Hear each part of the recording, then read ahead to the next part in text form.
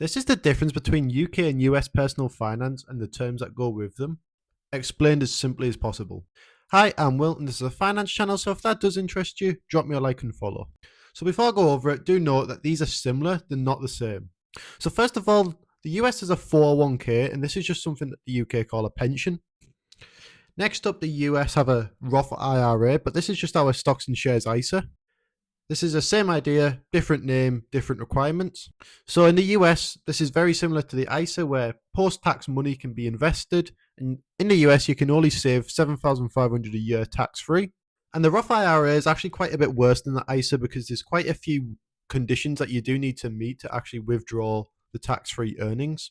So the UK, you can save obviously up to £20,000 and you can withdraw any time, making it a lot better than the US equivalent. Next is obviously healthcare. So the US on average pays about £500 to £700 a month for health insurance, whereas obviously in the UK we have the NHS, which is free. Now, before anyone gets on at me, I do know the NHS isn't free. We pay it for our tax. When I say free, I mean we're not paying a private institution. So with student loans, the US actually borrow at real interest rates and they pay it back no matter what. Obviously, in the UK, we only pay 9% of what you earn above 29,385, and it does get wiped after 30 years. Essentially just being like a little tax as opposed to a loan. Now for mortgages, what happens in the US is they actually lock in the rate for 30 years and they never worry about it again.